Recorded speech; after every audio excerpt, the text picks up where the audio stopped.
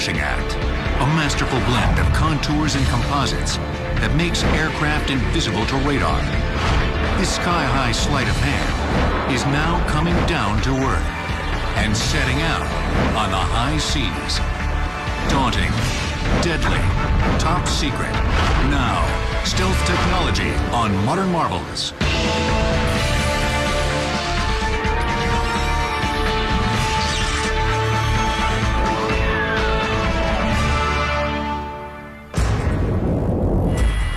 Sleek, lethal, powerful, the F/A-22 Raptor opens a new era in stealth technology.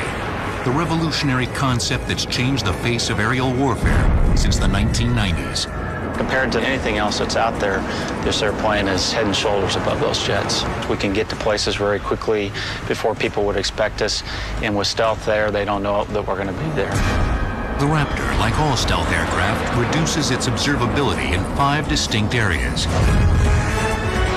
visual, acoustic, heat, infrared, and most of all, radar. Radar, short for radio detecting and ranging, locates an object by transmitting ultra-high frequency radio waves. By measuring the time taken for the radio waves to be reflected back to the transmitter, the location, speed, and size of the object can be determined. One of the best ways to reduce the chance of detection is to create aircraft with the smallest possible radar cross-section, or RCS. An aircraft's RCS can be reduced in 2 fundamental ways. First, specially designed contours built into the airframe help deflect radar away from the source. The earliest stealth aircraft accomplished this using flat panels. The latest generation of stealth has curved panels. The second way for a plane to minimize its radar cross-section is through the materials that coat the airframe. Those materials help absorb or trap radar signals rather than reflect them. The composition of these radar-absorbing materials, or RAM, remains classified. With the F/A-22 Raptor, stealth technology has come of age. Manufactured by Lockheed Martin in partnership with Boeing and Pratt & Whitney, it measures more than 62 feet long, with a wingspan of more than 44 feet. Yet its radar signature is smaller than a sparrow's. In the past, achieving such invisibility required compromising aerodynamic performance. Case in point, the Raptor's revolutionary predecessor, the F-117A. But the F/A-22 is as speedy and nimble as it is stealthy. If you compare the F/A-22 to a 117, you'll notice that ours is very smooth, curved shapes, and basically where that helps us is in the aerodynamic capabilities of the airplane. We are much more agile, much more capable than the F-117, which is basically a series of flat plates, which greatly affects their aerodynamic agility capability. Designing a stealth aircraft is really not rocket science. First thing we do is we take care of shaping. Once you take care of the shaping portion of it, you've done about 90% of the stealth. And in the area of shaping, what we worry about is what we call planform shaping. Planform shaping is an airframe design strategy in which leading edges are aligned along identical angles. The goal is to predict and control the direction that radar waves bounce off surfaces, a phenomenon called scattering. The Raptor sports another key element of effective shaping. Unlike conventional planes, which feature protruding navigation and communications gear, the Raptor integrates such equipment seamlessly within its airframe. As you look at the airplane, you notice that it's basically smooth. There are no antennas or anything sticking out of the airplane that you would see on other aircraft. And that's because we've taken all the antennas and sensors on the airplane, and they're embedded in the leading edges, trailing edges in the aircraft itself. You can see right here, this large panel is actually our UHF radio antenna. There's one on the bottom here, there's one on top of the wing. If you were to look at an F-15 or F-16, you'd see a blade antenna, and that's what they're using, where ours are smooth like this. Using the Raptor's advanced stealth technology, a pilot can soar undetected in enemy airspace long enough to deliver his deadly arsenal and return home unscathed. The reason we carry all the weapons internal is for stealth reasons. With everything internal to the airplane, you don't have an increased radar cross-section, so people can't see you as well. And when it comes time to employ the weapon, the doors open quickly, the missile is released, and then the doors close back up to put us back in that stealthy configuration so people can't see us. Since straight lines or seams on a plane easily reflect radar, every door on the Raptor features saw-toothed edging, from weapons bays and landing gear to maintenance access panels. The Raptor's cockpit canopy is another triumph of stealth design. Radar can penetrate a conventional canopy and reflect off the cockpit interior and the pilot himself. To counter this effect, previous stealth generations were forced to compromise the pilot's view. But the Raptor's radically redesigned 11-foot long canopy grants the pilot a 360-degree view. To make sure that we don't get scattering from the cockpit or from the pilot's helmet, we put specialized coatings on the canopy that provide it the conductivity so it looks just like a metal plate, and energy reflects off of that rather than going into the canopy and reflecting back out. The Raptor's stealth technology is coupled with an advanced propulsion system called Super Cruise. New Pratt & Whitney engines with increased thrust-to-weight ratios enable the Raptor to cruise for extended periods at supersonic speeds without the added thrust of afterburners. Earlier jet fighters, known as legacy aircraft, use afterburners when they need an extra boost for carrier liftoffs or for supersonic speed. Typically, when we go into an afterburner mode on a jet engine, that's accomplished by effectively just squirting jet fuel into the exhaust system and lighting it off. We don't need to do that to be able to go Super Cruise. Super Cruise enables the Raptor to go faster, farther, and longer than any previous jet.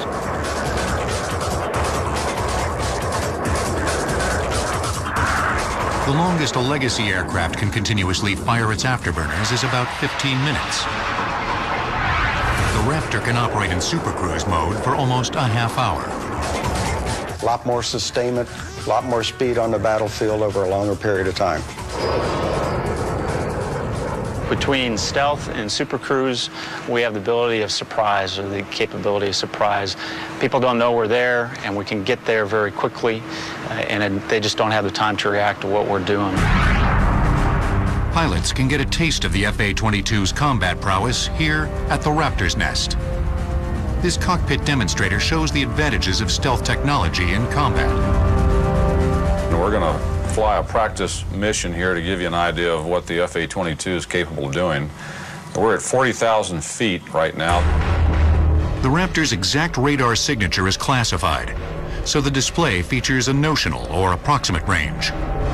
We've got the own ship, the FA-22, right here in the middle of this defensive display with this blue notional signature ring around it. That indicates that the airplane is a stealthy airplane. Just a flip of a switch shows the difference stealth makes. With the Raptor's stealth disabled, its radar signature more than doubles in size. But in stealth mode, the Raptor can infiltrate enemy territory, destroy targets, and withdraw before it's detected. Even if confronted by an enemy fighter, the pilot can trust in the Raptor's agility and weapons to get the first look, the first shot, and the first kill. And we can rule the day as an air dominance fighter in this century. This is a fighter pilot's dream. The dream of inventing the ultimate countermeasure to radar dates back to World War II and the Battle of Britain. In 1940, the Nazi juggernaut was poised to control all of Europe. Only England and the Royal Air Force stood in Hitler's way. But the RAF was just 1/10 the size of the German Air Force, the mighty Luftwaffe. For nearly 3 months, the RAF and the Luftwaffe waged daily battles above Great Britain for control of the skies. Although Germany had a tremendous numerical advantage in planes and pilots, British tactics and technology were superior. Hermann Goering, the head of the Luftwaffe, thought it was uncanny that the RAF always seemed to be in the ideal position to intercept German air attacks. It wasn't uncanny. It was radar. The RAF had the huge advantage of knowing where and when the Luftwaffe would attack. They could even determine the size, speed, and heading of the attack force and be ready to pounce on it from above. Without control of the skies, Adolf Hitler was forced to abort the invasion of England. Since the end of World War II, radar has made it nearly impossible for warplanes to attack an enemy without being detected well in advance. In the late 50s, the U.S. learned of great advances in Soviet radar and missile technology. The wake-up call occurred in an era when U-2 spy planes were flying over the Soviet Union. The U-2 was one of the great advances in aircraft technology. It was an incredible leap in an ability to fly over an enemy's territory, fly above his ability to see you on radar, fly above his ability to employ fighters against you at a key moment in the Cold War. But on May 1st, 1960, U-2 pilot Francis Gary Powers was shot down by a Soviet surface-to-air missile. It marked the first time in history that a missile had brought down a plane. Powers survived the crash and was convicted of espionage in Moscow. U-2 flights over Russia were halted. Two things I think really precipitated us to really go after stealth as a matter of national priority, and that was the downing of the U-2s and the realization that the penetrating bombers that we had could no longer penetrate the critical Soviet Union airspace. Soviet advances in radar and surface-to-air missile technology now made it harder for the U.S. Air Force's Strategic Air Command, or SAC, to accomplish one of its primary missions: penetrating Soviet airspace and reaching key military targets deep within the Soviet Union.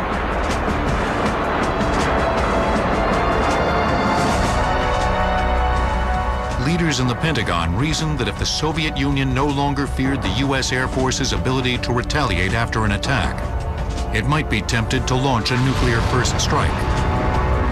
It became a top U.S. priority to develop tactics or planes that would circumvent Soviet radar defenses and shift the balance of power. In the 1970s, you had the Air Force saying, we want a capability to be able to go into a hostile area without radar seeing us. In cooperation with the Defense Advanced Research Projects Agency, or DARPA, a scientific bureau within the Defense Department, the Air Force initiated a special research program. It asked the leading military aircraft manufacturers to present proposals for a warplane with the smallest possible radar signature. Ironically, one of the companies not asked to enter the competition was the most respected secret think tank in the aerospace industry, Lockheed's Skunk Works. Skunk Works was named after a foul-smelling secret moonshine still featured in Al Capp's Lil Abner comic strip. It had earned a reputation as the preeminent creator of exotic high-performance aircraft, including jets like the high-flying U-2. We were not asked to participate. Basically, they went to the fighter houses of the day. People had fighters in production. We didn't. We were not currently building a fighter. So we were not in the ballgame, so to speak. But Skunk Works had a secret. It had already ventured into low observable technology for their #1 client, the Central Intelligence Agency. Amazingly, throughout the 1950s, the CIA had its own air force of sophisticated spy planes. Their greatest spy plane was the SR-71 Blackbird. It was capable of speeds in excess of 2,000 miles per hour at altitudes over 80,000 feet. It was specially shaped to defeat radar. Its wings, tail, and fuselage were loaded with special composite materials and iron ferrites that absorbed radar energy. In addition, the leading edges of its wings were lined with a radar-absorbing structure, or RAS, that trapped radar energy. Skunk Works' problem was that all the Blackbird's design features were classified and property of the CIA. But Ben Rich, the head of Skunk Works, persisted and eventually won the CIA's permission to reveal the secret data. Lockheed was permitted to enter the stealth, or low observable, competition. Now all Skunk Works had to do to win was build an invisible airplane. Fortunately, they had someone who thought he could do it. Lockheed Martin assembles the F-A-22 Raptor in Marietta, Georgia. with parts manufactured by more than 1,000 suppliers in 42 states. Stealth technology will return on Modern Marvels. The march of stealth technology began with one revolutionary aircraft, born of a secrecy as black as its titanium airframe. What the Wright Flyer was to aviation in its earliest days, the F-117 Nighthawk has been to stealth technology. From a historical standpoint, people are going to look back on the F-117, and it will certainly be a milestone. And it's just amazing to me that the thing was designed over 30 years ago, and it is still, you know, bar none, the best out there at what it does. And you need somebody to go in and provide precision munitions. There's nobody else to call, in my opinion, other than the F-117. Developed by Lockheed's Skunk Works, the F-117 was the first stealth aircraft to be tested in combat. On December 19, 1989, 8 Nighthawks took part in Operation Just Cause, the military invasion of Panama. But it was Operation Desert Storm in 1991 that brought these fighters public acclaim.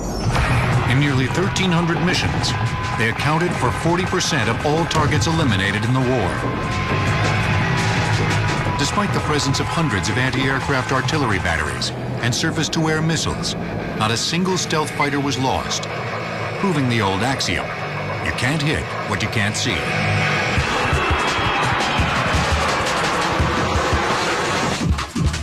Lieutenant Colonel Joseph Salata was based with the 37th Tactical Fighter Wing Night Stalker Squadron in Saudi Arabia. He flew the F-117 in the first wave of black jets to attack Baghdad. We sort of believed in stealth technology, but we hadn't really proven it at the time. I mean, we had done it in radar tests and so forth, but never in actual combat when there were actual bullets flying at you. So there was probably just a little bit of nervousness there until we saw what happened on the first night, and we saw how successful we really could be, and we saw that the Skunk Works really did design a great stealth airplane. The F-117s destroyed Saddam Hussein's key command and control centers, the heart of his integrated air defense system, and vital communication centers. In just one night, the black jets all but eliminated Iraq's ability to wage a coordinated war. We had mission success rates that were unprecedented. You could almost guarantee that a target was going to be taken out by a stealth as long as we didn't have problems with weather or maintenance on our aircraft or something like that. As long as we got to the target, we had a very high success rate of killing that target. The mysterious black jet sent shockwaves around the globe, putting military planners and governments on notice that every defensive radar system in the world was now useless against stealth technology. This really changes the nature of warfare. To be able to go into a foreign country, be able to destroy a target without them even knowing you're there until the target's destroyed. They didn't know we destroyed those targets. They didn't know these planes were in country until there was smoke over Baghdad. 12 years later, in Operation Iraqi Freedom, the F-117 once again ruled the skies.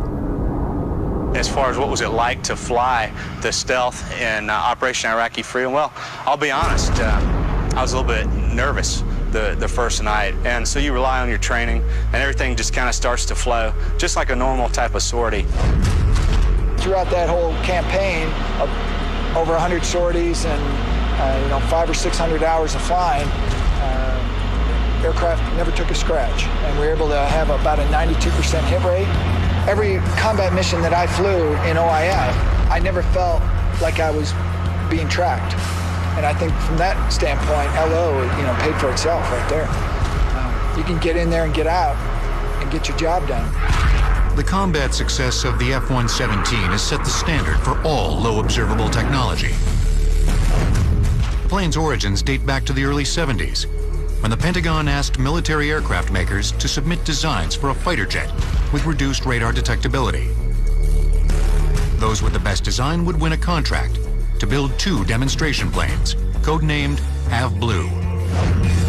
In 1975, Dennis Overholzer was a 36-year-old software designer specializing in electromagnetic problems.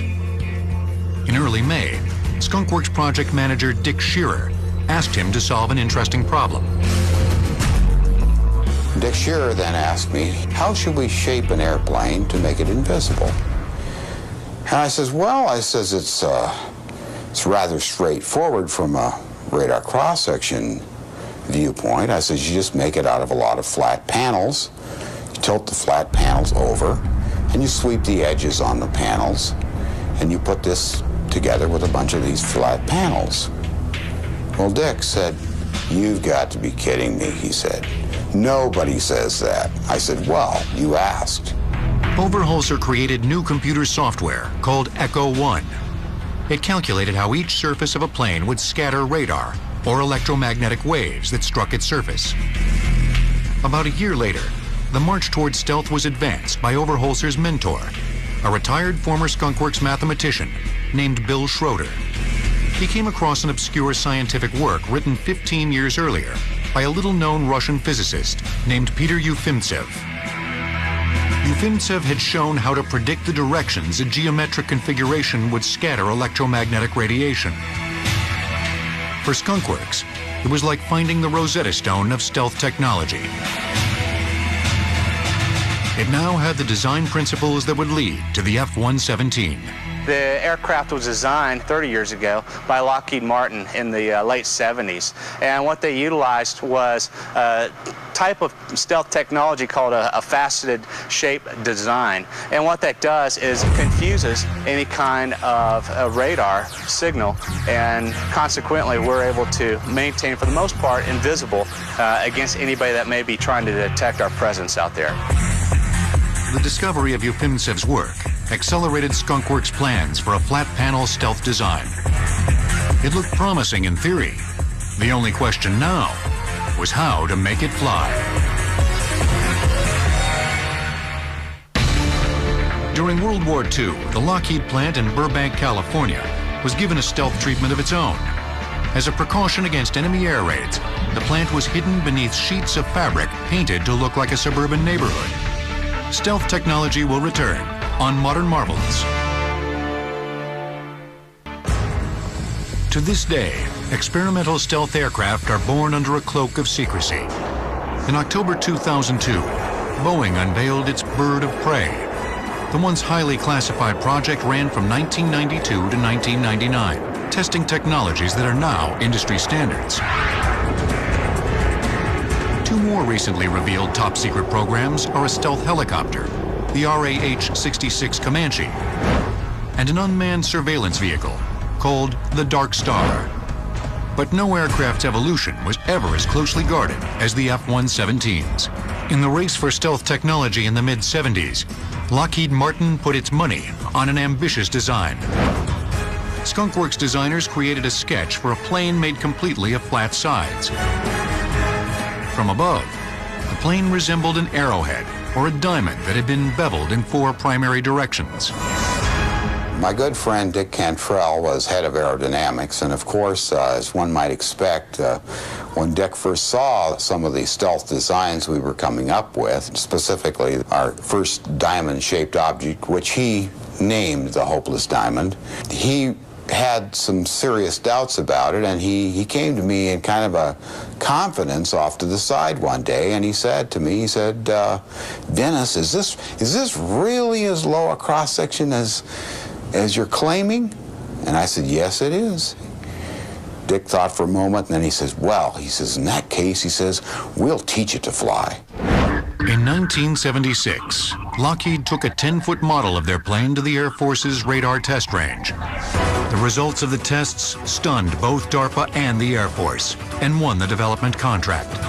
Skunk Works had presented them with an aircraft that had the radar signature of an insect. The results were dramatic, to say the least. 2 things happened immediately. The first of which is this fairly unclassified White World program immediately became black and was classified top secret. And black means in this context not just top secret, but unacknowledged. It was as black as the Manhattan Project. The other thing is DARPA and the Air Force and Lockheed got together and mutually funded the development of 2 low observable technology demonstration aircraft, the Have Blue aircraft. The challenge now is to build a real airplane loaded with all kinds of non-stealth things. like a cockpit, engines, exhausts, and a pilot. The final Have Blue design was like nothing ever built, perhaps because it was the first ever conceived by electrical rather than aeronautical engineers. The plane was 39.8 feet long and weighed around 12,000 pounds.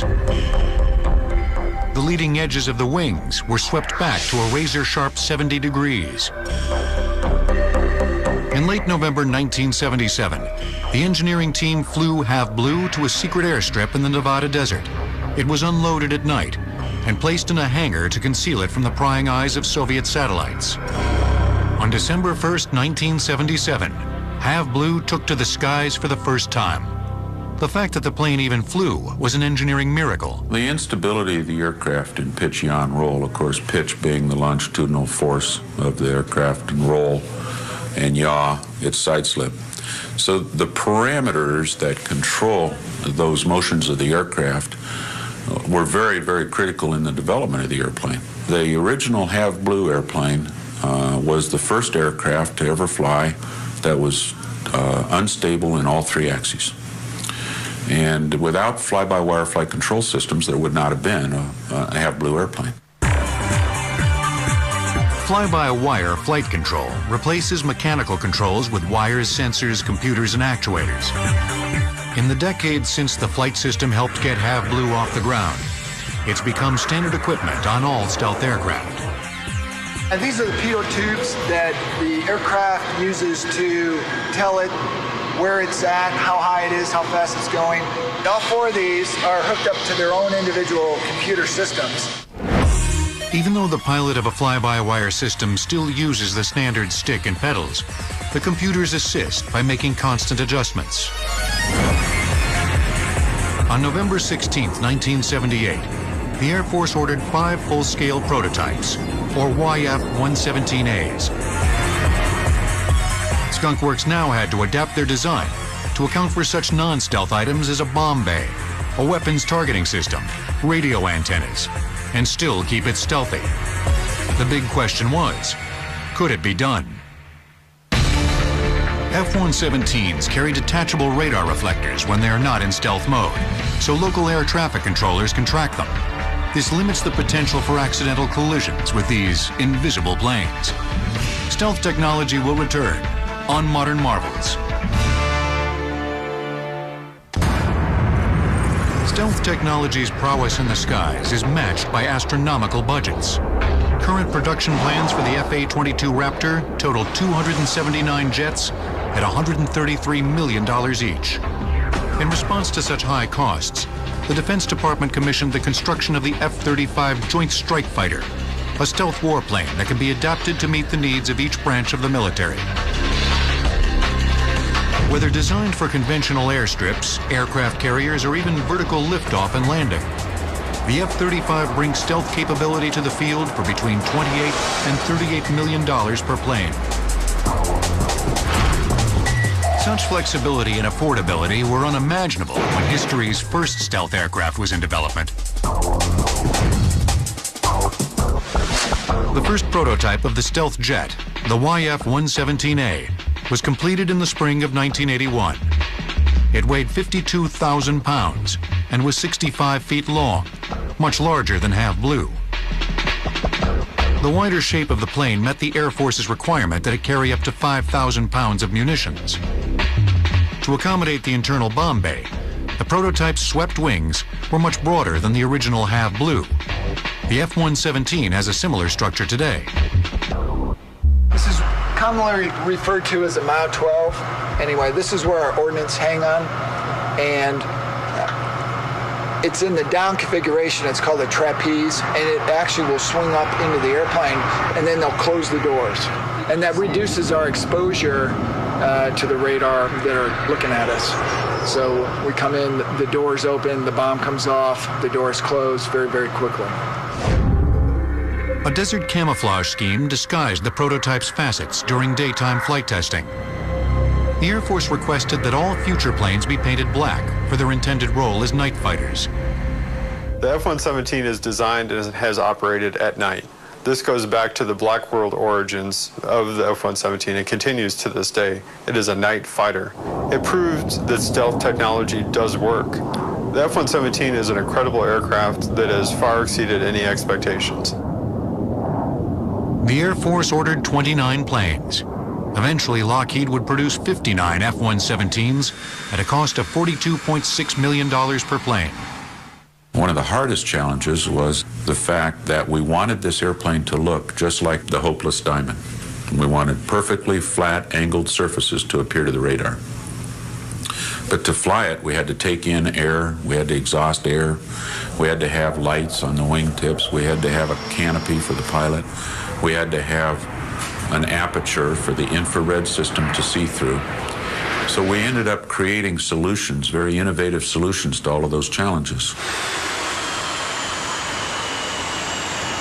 Among the most innovative of these was the platypus tail. What the platypus does is shield the exhaust system of the airplane, which is very flat and very wide. All of the air that comes out of the engine is hot and washes over the platypus exhaust, which is basically constructed of high-temperature ceramic brick. And that brick is almost identical to the Space Shuttle tiles. Instead of funneling all of the exhausts in a small location, what they did is they spread it out, and they utilized a special composite material on the aft end of the tailpipes, if you will. And what that does is also help to minimize the exhaust temperature. So hiding not just from the radar lookers, but also anybody that may be trying to see us from an infrared standpoint. To further decrease the prototype's heat signature, engineers eliminated afterburners, which raised engine temperature by about 30%. In October 1979, the Air Force formed the 44 50th Tactical Fighter Wing near Tonopah, a remote town in the Nevada desert. The U.S. Air Force gave Colonel Bob Jackson the task of assembling the elite group that would make the F-117s operational. Lieutenant General Dennis R. Larson was a young captain when he was recruited for the secret program. His first interview with Colonel Jackson was typical of those conducted with the program's other pilots. When I walked in the door, he said, "I want to hire you for a job. All I can tell you is that it's a great job. I can't tell you where you're going to live, except for it's going to be in the desert. I can't tell you whether you're going to be flying, and that's all I can tell you. Are you interested?" And I waited about 2 seconds, I think, or something like that, and says, "I'll take the job." At Tonopah, pilots were introduced to the black jets in a scene right out of a Hollywood movie. Normally we tried to show the pilots the airplane in the dark at night with the hangar doors just partially open. Big American flag over the top of the airplane hanging from the top of the hangar. And your heart just kind of got up into your throat. For security reasons, pilots were forced to sleep during the day and fly at night for the first 6 years. The people who worked on that fighter when it was still in the Black World referred to this as the Vampire Convention, because they would have to rush home, get the aircraft in the hangar, and be back by sunrise. The F-117A came out of the black on November 10th, 1988, when the Defense Department released this purposely fuzzy photo to the public. Just 12 days later, the public would get its first look at another top-secret stealth plane, the B-2 bomber. By that time, the B-2 had been in development for 7 years. It started in 1981, when Northrop's Advanced Systems Division won an Air Force competition to design a plane that could fly long distances, carry a large payload, and invade an enemy's air defense system. In short, a stealth bomber.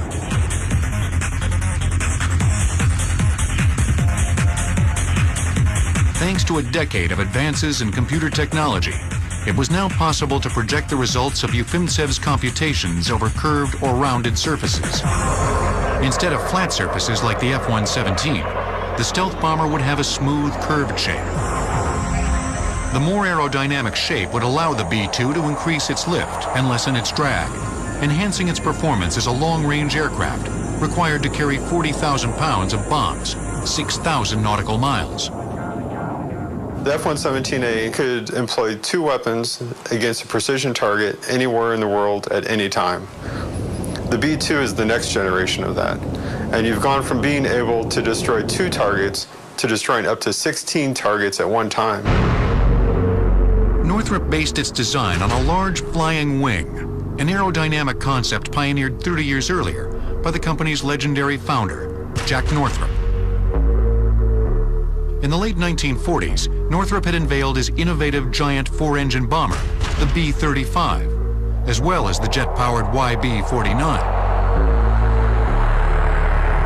But control systems of that era had trouble making the flying wing a stable bombing platform, and Washington lost interest in the concept.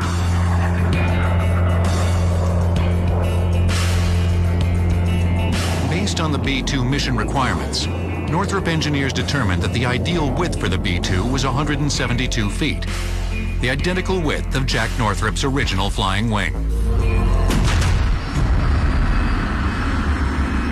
One remarkable innovation on the B-2 was the extensive use of carbon fiber epoxy composites. Lighter than aluminum and stronger than steel, these composites also help absorb radar. The outboard section of the aircraft included a 65-foot section made entirely of composites. In fact, the B-2 is made of more pure carbon fiber material than metal. Both the F-117 and the B-2 reach top speeds of about 650 miles per hour, just shy of Mach 1. Neither carries guns or air-to-air missiles.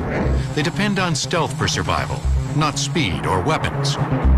Both planes showcase stealth technology's role as a force multiplier. Force multiplier is the ability to destroy a target, to inflict the intended damage on an enemy with a smaller amount of force.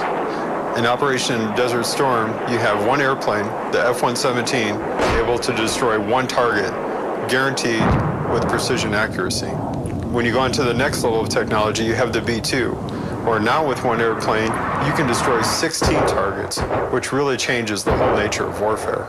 We are asked to do a number of different types of missions, one of which is to take down enemy radars, enemy SAM sites, and things like that. What that does is it enables other aircraft that may not be as stealthy, but may carry a lot more ordnance, fly through that breach in the armor, and then get their job done too.